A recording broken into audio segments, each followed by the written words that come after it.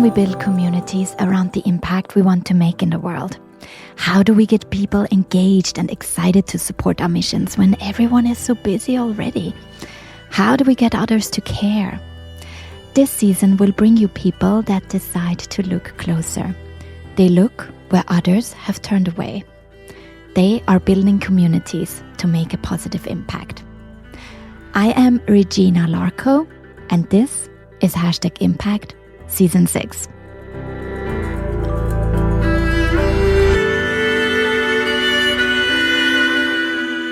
The voices you hear today belong to two remarkable young women, fearless in their pursuit of understanding, belonging, and making their voices heard. Linnea Wong and Juhi Gangaramani are university students, both studying psychology, who share a passion to discuss and empower Asian communities. They come from diverse backgrounds, but share a common thread: their Asian heritage. In this episode, they peel back the layers of their personal journeys, sharing stories that will resonate with anyone who's ever felt like they didn't quite fit in, yet yearned for that sense of belonging. They'll take us on a journey through the rich tapestry of their cultural heritage, exploring how it has shaped their identities, ambitions, and perspectives. So, whether you're an Asian seeking to connect with your roots, or someone fascinated by diverse cultures, or simply on a quest to understand the universal human need to belong, this episode is for you. I promise you'll get inspired and enlightened and moved as we dive into the world of heritage, community, and the extraordinary power of embracing your unique self.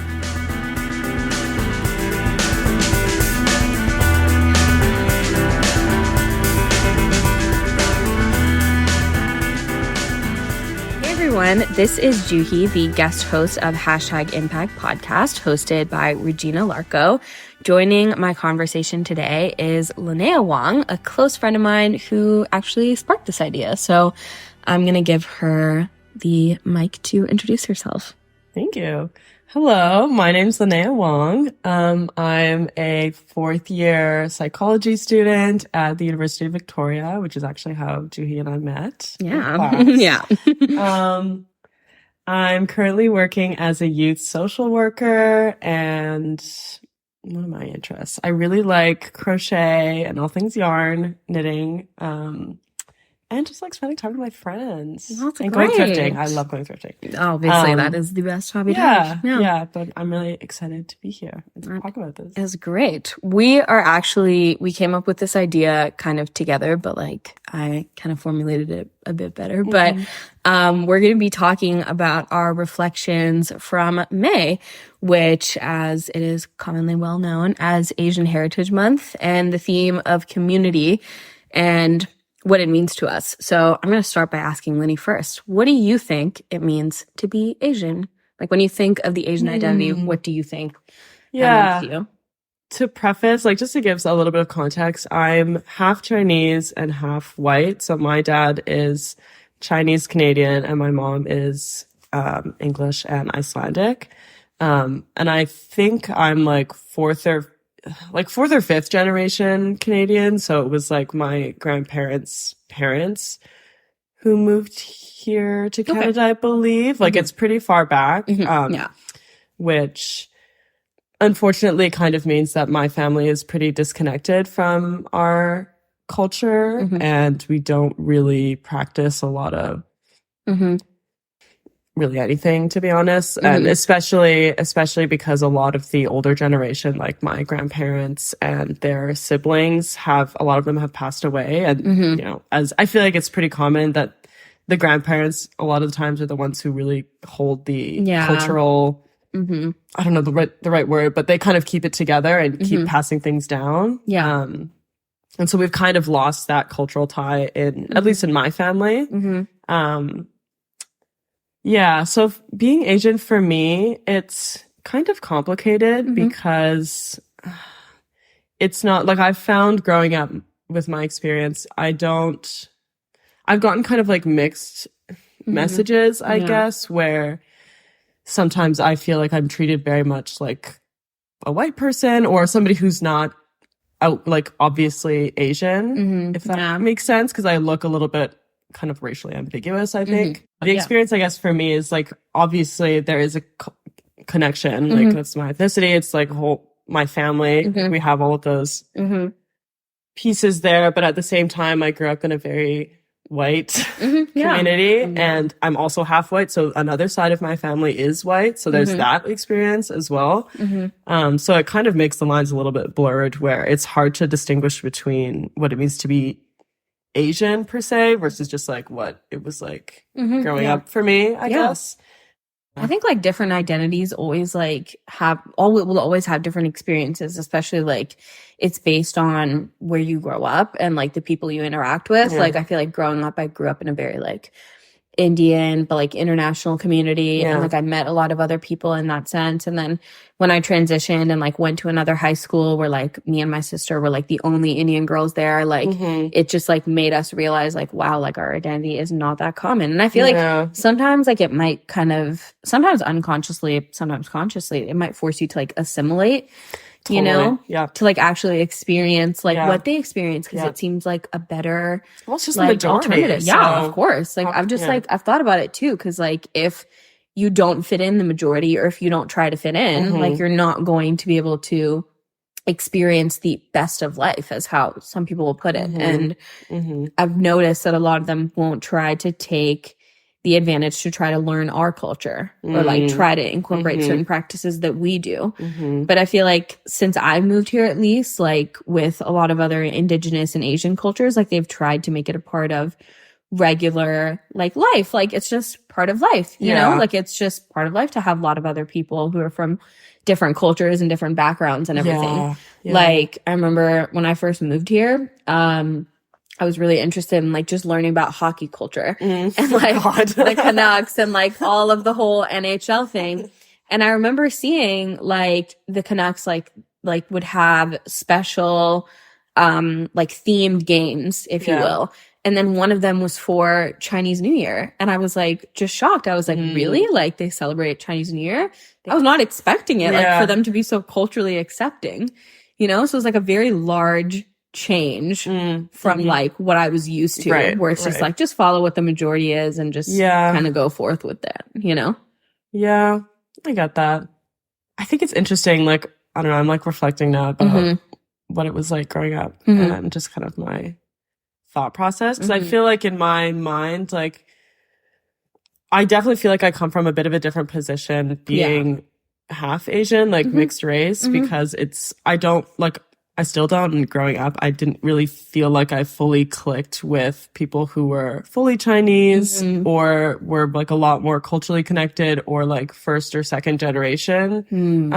Because they just have a lot more cultural ties and like there's a lot more influence. Like, but then at the same time, like I'm not a white person, so it's not like I'm the same as my white friends and my experience, even though I can relate to a lot of like the way that they grew up. It's a lot more similar to them than it is to people that I knew who were like first generation. Obviously because their parents experience in Canada is completely different, whereas both of mine grew up here and their parents grew up here, and so it's just like they didn't face the same like barriers and they didn't have the same experience. Right. Yeah. So I don't know. It's really interesting. That's kind of like I've always just felt myself being a little bit in the middle, like not totally sure where I fit in. And so it was almost easier to just kind of not think about it that much and just go about my day, which is a privilege to not have to think about race in that sense. Yeah. I feel like it becomes like hyper aware in like certain situations if no, that's true. Race is called out for. Yeah. Like if, for example, we're just like, oh, we're going out on the street, or like we meet other people and like we start talking to people and then people start asking us questions about where we're from. And like I talked about this before with Linnea, that like I would say like, oh, like I'm from Hong Kong. And like people would give me that question, like, if you're from Hong Kong, like, why are you Indian? Like that, I know. Yeah. From that exact, like I related to that line so much. I was like, it's an international place like Canada. Like why, Oh God, yeah. you know, like it just didn't make a lot of sense to me. Yeah. Like sometimes when I think of like Canada, I think of a blank canvas with lots of different colors and backgrounds and things like that. But I feel like other people will see it that way, but then they'll see other countries as strictly just what they are. That is very true. You know? Yeah. Like think about places like India. Like do you think there's a very large like white or Chinese or could be Mexican population? Like you have no idea. But they'll just think, yeah, it's just India. There's just a billion Indians there. I mean, sure, that's true. But there's also lots of other communities there too, you know? Yeah. It may be a minority community, that's true. Yeah. But it doesn't mean they don't exist. exist. Yeah. So it just made me feel like my identity wasn't valid enough. You know, like, why didn't you, like, did you go to India growing up? Like, I had questions like that. I was like, yeah, like, you know, I have family there. Yeah. Like, but why didn't you ever live there? And I'm like, well, you know, I just was born and raised in Hong Kong. Like, that was my life. Yeah. Like, it just seemed like that was what it is. But everyone's looking for a more complex answer. Oh, yeah. You know, which sometimes it's just not that. And everyone will have different experiences with their identities and where they're from and things they do, but it's always constantly like being checked or being validated and being like, oh yeah, like I'm a white person, so you're fitting my standard of what an Indian person looks like or thinks like or talks like or eats like or acts like. So therefore it's fine. It's okay. It's valid. But anything else that changes from the norm, it's like, oh yeah, like that's not right. Yeah. That doesn't seem something's off. Yeah. But you don't have a culture to base that off of, so you're policing mine. Like, do you know what I mean? Like in that sense, it just didn't make a lot of like, it doesn't make sense to me that you have the right to do that. Yeah. I think the idea of like your identity being valid or like determined as valid by other people is so interesting because I've definitely had those moments where in talking with like either other Asian people who are like, what comes to mind is when I was in high school, like our friend group was majority white with like maybe 4 or 5 Asian people in it. And there was a couple of us who were like half Asian dad, white mom type of thing. And then one of our friends, he, I think is second generation Chinese. Okay. And his parents spoke, I'm not sure if it was Mandarin or Cantonese, but at home. So he was fluent. Okay. And I just remember like there was always a little bit of a disconnect because it would be like there would be moments where I would question myself a little bit. Cause I'm like, oh, I don't have, like, yes, we're both Chinese, but your experience is so different from mine. And I feel like he's more Chinese, like he's real Chinese and I'm not type of thing because he has all of these cultural ties. Like, I can't think of any specific examples off the top of my head, but like I remember having moments where, you know, he'd be like talking about something and I would feel like, oh my God, I'm not good enough. I don't. Like, my family doesn't do that, or I don't know the true, like, origin of something, or whatever. Yeah. And then even, like, just, like, with strangers, random people, I always get questions like, oh, like, so where are you from? Like, what are you? Yeah. Which I'm like, why? Don't say that. Yeah. That's not nice. Yeah.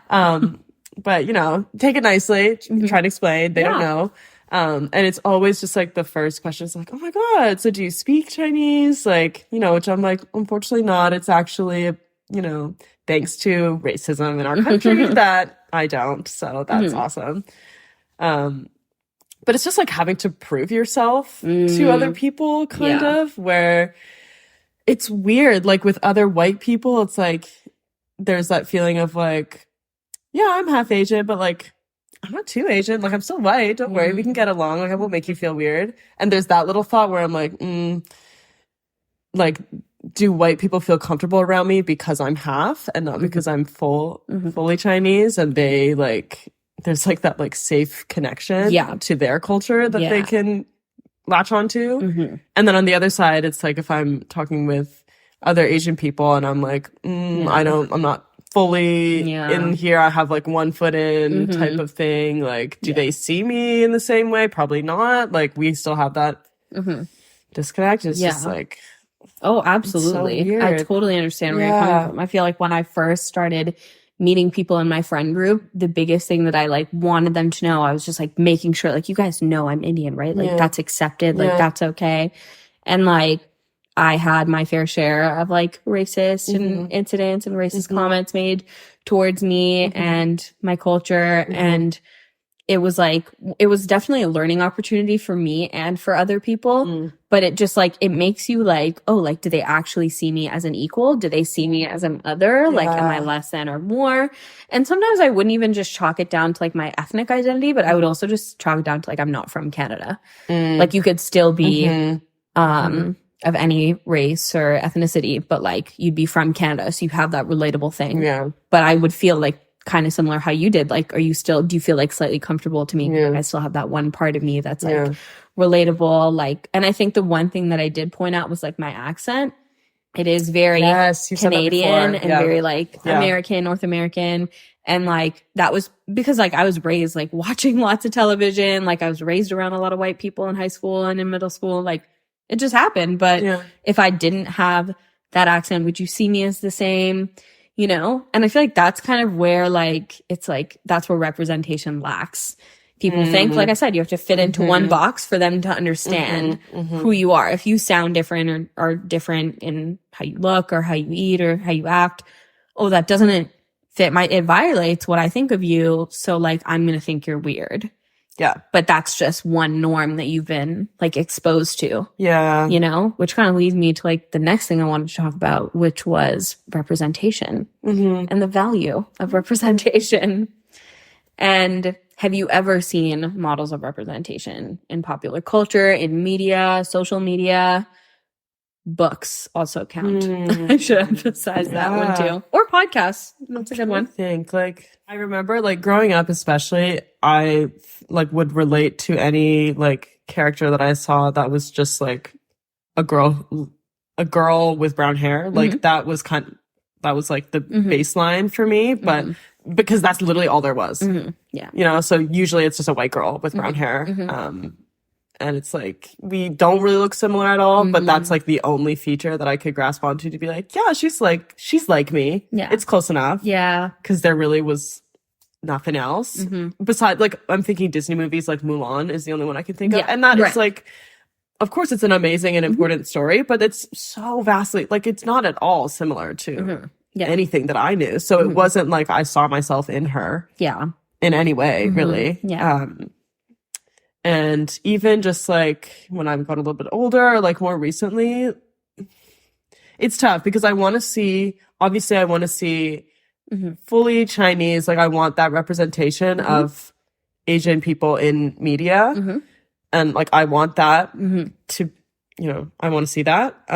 But at the same time, it's also not fully relatable for me per se. Like it's not totally representative. So it's interesting. Like it's kind of complicated because I feel a little bit bad that I'm like, I want these roles to go to women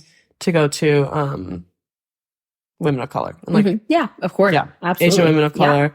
And like, there's the whole discussion about, like, I'm thinking, about Black women and how a lot of the times, like, lead roles go to lighter skinned women. So like, I feel kind of similar. Like, I feel similarly about, like, mixed race, like half Asian, versus fully Asian. Like I want the representation to be, I want them to be empowered. Yeah. But it's not totally me that I see in them, if that makes sense. Yeah. But that said, there's this one show that I loved it. I thought it showed the experience of like, okay, context. The show is called Pen 15 and it's, written and like the lead roles, I guess, are these two women who are playing their middle school selves. And one of them is white and the other girl is, I think she's Japanese. Okay. And they're both like middle class America in the 80s or 90s or something. And what I related to the most was like their experience in middle school, very similar to what mine was like, you know, like me and my best friend who was a white girl and I was like, you know, Asian. I am. And yeah, the show just kind of shows them going through life, like classic middle school problems. And then there's this one episode where The Asian character, whose name I think is Maya, she like learns about racism and like what it is. And it was just really interesting because I thought it was really well done, the way that you could see that leading, like prior to this, she just assumed that everybody around her saw her as one of them. Yeah. For context, like they go to a predominantly white school. I think there are, or like the main other characters that they interact with are white. Right. And so it was really interesting. I wish I could remember more of the details, but it was really interesting to watch her, just like come to the realization that like, oh, these people that I thought were my friends, like these fellow students, like they actually see me as an other. And there's all these moments where she's really excited because she's invited, the popular girls over to their house and like they're all white. And then there's like these scenes of her frantically going around her house, covering up all the cultural decorations and stuff, and like hiding it because she's ashamed, but she doesn't know that's why she's doing it. If that makes sense. It's like an unconscious it's maneuver. Totally. Like she doesn't realize that she's like actively covering up part of her identity. It's rather that she can pick up on the fact like, oh, this is not okay for them. So I need to cover this part of me to make them feel comfortable. And I just like watching that, I was just like, oh my God, like it's just, it was so profound. And there's a scene where they're like making a music video or something to a Spice Girls music video, I think. And they make her, like obviously they all dress up as Spice Girls and they make her, I don't know, Scary Spice, I think. I think, yeah. Who is the black woman. Yeah. And it was just like so blatantly racist, and it was like actually really disgusting to watch. But they, she's like really like, oh, I want to be Baby Spice or something, not Scary Spice. And they're like, no, you look like her. You have to be Scary Spice. And she's like complete, like doesn't understand. It's like jarring, and it's just like so degrading the way that they treat her. Yeah.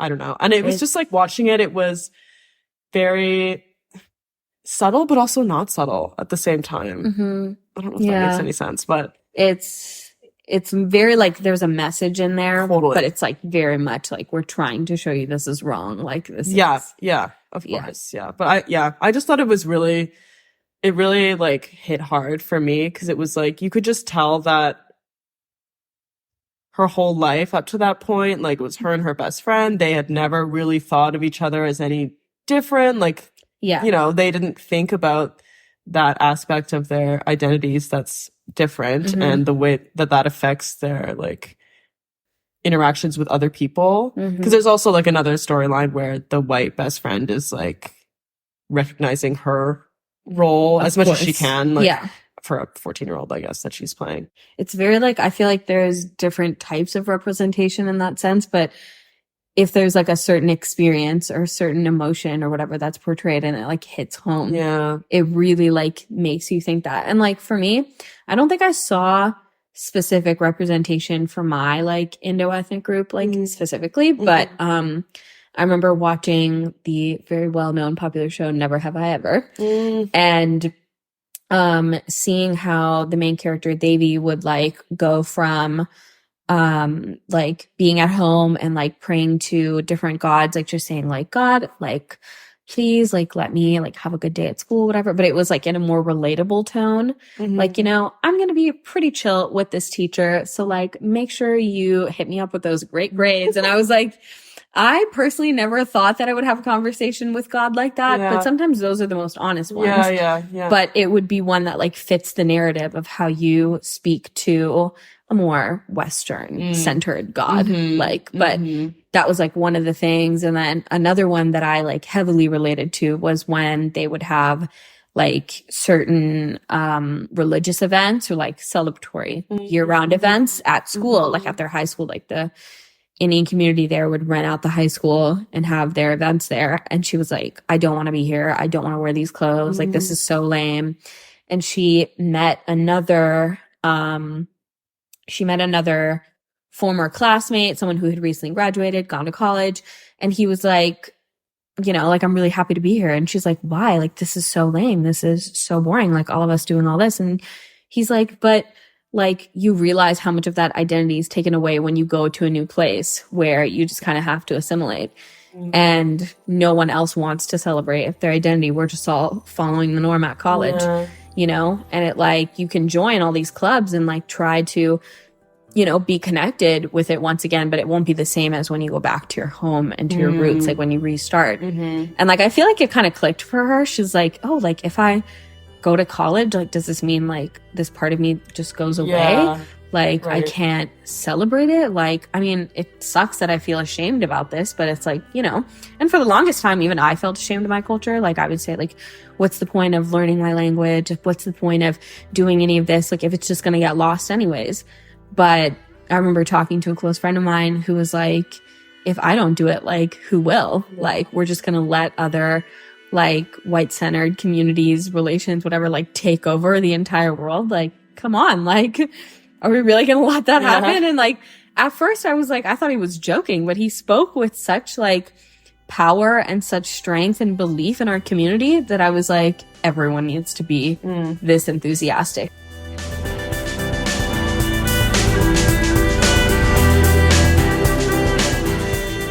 You're listening to #Impact Season 6. This season, we focus on the ever beautiful, ever complicated layers of community. The ones we are part of, the ones we crave, the ones we start building ourselves. This is Juhi Gangaramani in conversation with Linnea Wong. Maybe it can be to different levels of expression. His was through language mostly, but so many other people can do it through clothing, through food. And for me, I find that I connect best with my culture to food. Some people think dress, some people think language, some people think religion. And it can be truly anything, but it doesn't have to be like all or nothing, you know? Like you can feel however you want to your culture and your identity. But I feel like that's kind of what led to, for me personally, my disconnect with my Sydney community. Because there were times where I would just like say like, oh, I wasn't interested in trying that, but like I'll help with another project or I'll try to do something else. But they're like, oh, like, but that's not very Sydney of you. Like, that's not very good that you're not fitting our role. And it made me like stressed and annoyed and angry all the time because this community has only one ideal of what you should look like and how you should behave and how you should act, not just as a Sydney, but as also a woman.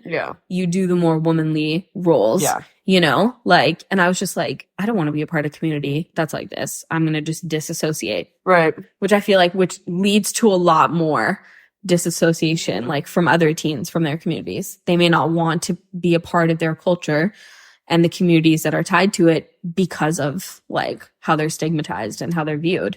Especially in a new generation. You know?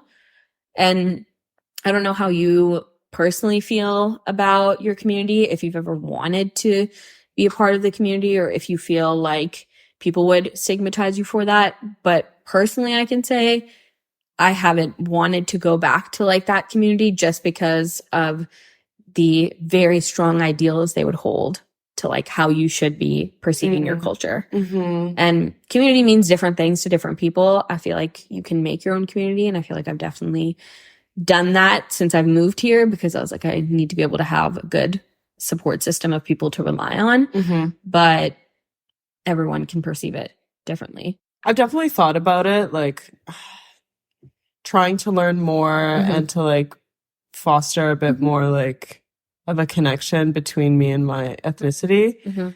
And it's tough because I always come back to the feeling of like, I don't really feel like I belong. Like, I felt that too. You know? And so like, it doesn't feel, at least in the place that I'm at right now, it doesn't feel right to me to like jump in the deep end and like really like surround myself. I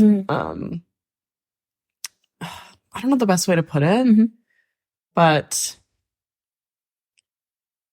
I think the way that I think about it, at least for my experience, like connecting with my culture and my community looks like learning about specifically my family, if that makes sense. Yeah, and absolutely. Just learning a bit more about my family history. I remember I had a moment, I think it was last year. It was last February around Chinese New Year. Oh. And it was the first Chinese New Year that I was not living at home. And that already my family doesn't celebrate a lot of Chinese, events or anything. But that was the one thing that kind of stuck around was I know my dad would always clean the house before Chinese New Year, obviously. And it was the one little thing that I had. And so I remember feeling really emotional last year when I was not at home and it was the first time away.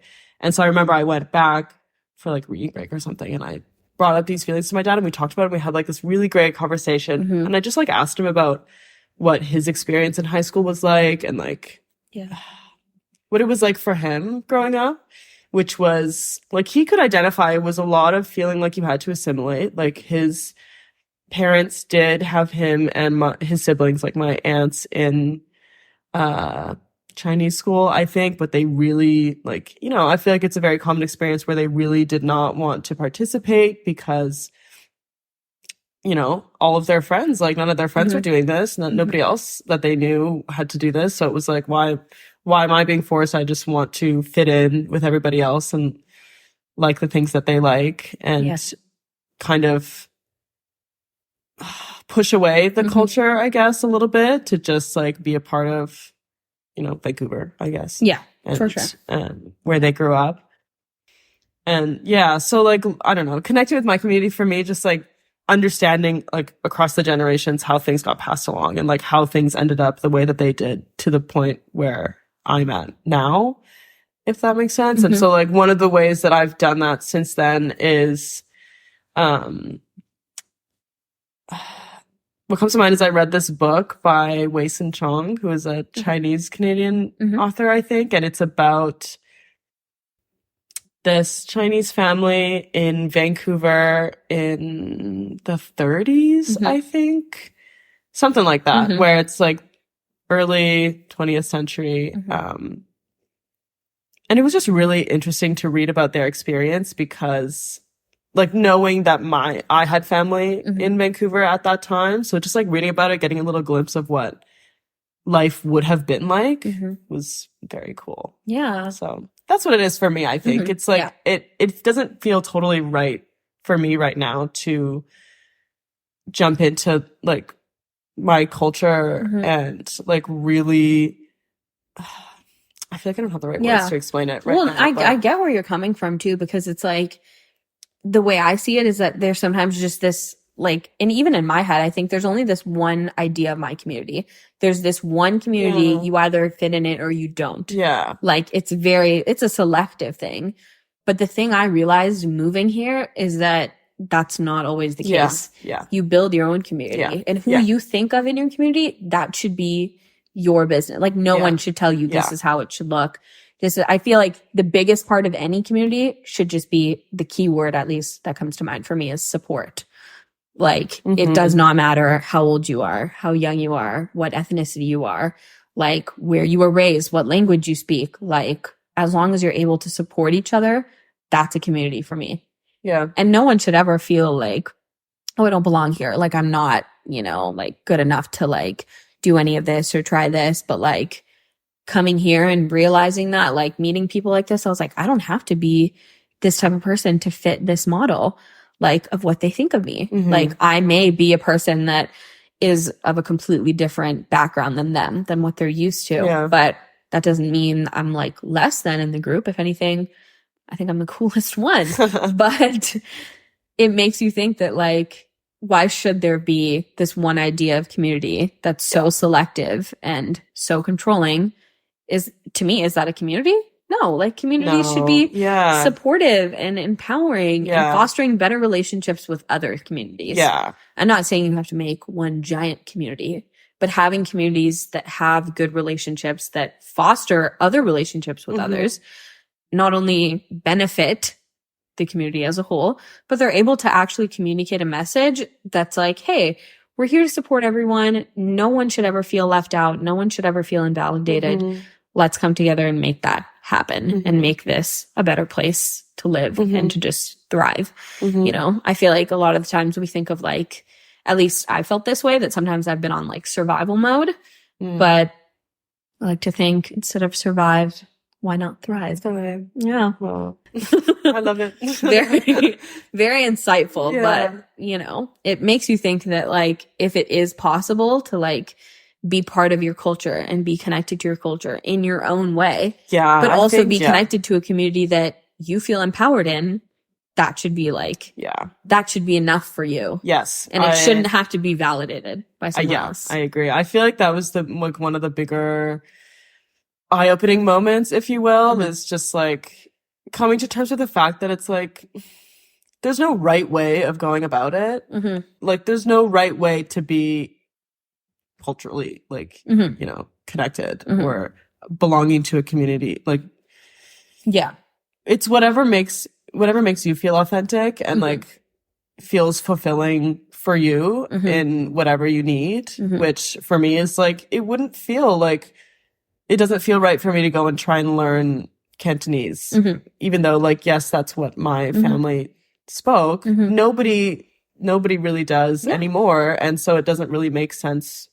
Like, it wouldn't be connected with my family to be learning how to speak Cantonese. Instead, like, it makes way more sense for me to go back through the generations and learn about the history of like, how did they come to Canada? What was their life like? Like, they've lived in Vancouver for generations. So it feels way more like authentic and personal and like meaningful for me to learn about what their experiences were here. Yeah, and absolutely. Yeah. Yeah. Because connecting to the dominant culture may not be the same as connecting to your own. Yeah. Yeah. And like, which is, it's just like, that's something that you have to come to terms with. Cause I feel like definitely growing up, especially through, like, I'm thinking now about like social media. Yeah. Especially like, I definitely picked up on messages about what it meant to be Chinese or what it meant to be Asian. Yeah. And there was like that, you know, it plants the seed of like, and if you're not that, then you're not Chinese or you're not Asian. And so it's just like, it just like sparks those little voices in the back of your head that are like, oh, well, you know, you're not doing it right, or you're not good enough, or you don't belong, or all of those things. But in reality, it's like, actually, you're an individual with your own story and your own family. And it's like completely not related to this huge, broader, like global ethnicity that it's like, okay. Yeah. It's not going to be perfectly the same for every single person. Of course. Yeah. Obviously. I think like even just when I would do personal research, like for school and also just my own interests, like learning about the Sindhi community, like there are so many Sindhi communities all over Asia. But for me, I was like, what does it mean to be Sindhi from Sindh? Like, what does it mean to actually go back? Oh, it's very different than what I know. Yeah. It's very different than like, say the Malaysian community knows. Very different than what the Hong Kong community knows. Like, wow, like we've expanded it, but we've expanded it in a way that's like, oh, we're fitting to how we've grown up with like social media and connections and travel and all of those things. Like, how does it make sense to us to be Sindhi? But it's not like that first way is the right or wrong way. It's just where it started. Exactly. It's going to grow more, obviously, and the influence is going to change, but how is it seen? How is it represented? But never should it be invalidated. Yeah. I don't think. Yeah. But if you're able to like connect with other communities, you can find sort of similarities in how you express your beliefs or how you carry out certain festivals or how you just communicate the language. Some people have different dialects and accents for the same language. You're saying the same words just in a different way, you know? And it can definitely increase relationships between communities, not just, my example was the Sindhi community, but not just between that. It could be between other Indo-ethnic communities around Asia, around India, around the whole world. But if you're able to connect with other people and just say, yeah, like we want to build a community where we're all supportive and we want to learn from one another and we want to boost our culture, but we are okay with doing it in just one way or maybe two. Like it doesn't have to be so selective that everyone is like, you have to do this, you have to follow this. Okay, that's just it. Yeah. You know? Yeah. In that way, I feel like we've all come to an understanding like, yeah, we're just trying to grow and we're trying to like be the best versions of ourselves, but also feel connected to our community. But it doesn't mean community has to be one thing that we see, you know? And that's what I think this entire new season that we're kicking off with at #Impact is about, that we're trying to learn from different communities, different stories that are all valid, important, and are making their way in this world that allow us to connect. Build a different type of community that essentially people don't have to feel like they fit in or they don't fit in or not. You know, we're all here to share who we are and just feel okay with our identities and not feel invalidated. So with that, I want to close and thank Linnea for joining me. But before you go, I have to ask one thing of you that I ask everyone that comes on here. What is one piece of advice or one sort of thing you'd want our listeners to know? I genuinely feel like what has been really like transformative for me, if you will, is like being able to feel compassion for yourself and like have empathy for you and like your experiences and like understanding why you act, like how you are the way that you are, and like having empathy for that, I feel helps build like compassion and empathy for other, like in interactions with other people. Because I've really found like when you can come to a place where you understand how the things that have happened to you in your life affect you, it's so much easier to relate that to other people and to like have that understanding of, you know, whatever interaction it is that we have, you have a whole story behind you that has brought you to the point where this is who you are, or this is how you're acting, or whatever, this is what you're doing. It's not just like people are not just what's the word, like they're multifaceted and there's so much more to them that you don't know. And so if you can like have that understanding for yourself is that you are a multifaceted person, then you can understand that about other people. And anyways, I would just encourage, try and understand yourself and like have compassion for you and your experiences, because I feel like it will help you build like stronger connection with other people. Yeah, no, that's great advice. No, that's great advice. And I feel like a lot of people sometimes will just be super hard on themselves and just say like, yeah, I need to be this and like I need to do that, but like, you know, like it's stressing me out. Like it shouldn't be something that stresses you out. Like it is your life and you are the person you are, but it shouldn't be like, yeah, I am this one way and therefore like, you know, I have to be this one way forever. That's it. You know? Yeah. Like you're so much more it's than just the one thing that someone tells you are for your entire life. Exactly. So I definitely get where you're coming from. Yeah. And that's really great advice. Thanks. So Thank you to my therapist. I will give her a bit of credit there. But I think that realization came with maybe the help of your therapist, but it came on your own. So thank you for sharing your story with us. Thank you for having me. I am really glad we got to do this. We talked about this forever because I feel like now it's such a trope that if you're like really good friends with someone, the first thing you're going to do is start a podcast. But here we are. Okay. So thank you so much for tuning in at #Impact Podcast. Be sure to listen for the next episode with the theme of community, and hopefully you'll be hearing my voice very soon. This was Juhi Gangaramani and Linnea Wong. Thank you so much for sharing your stories. For more resources, how to connect to our community here at #Impact, visit our website at #impact.com. I talk to you soon. Bye.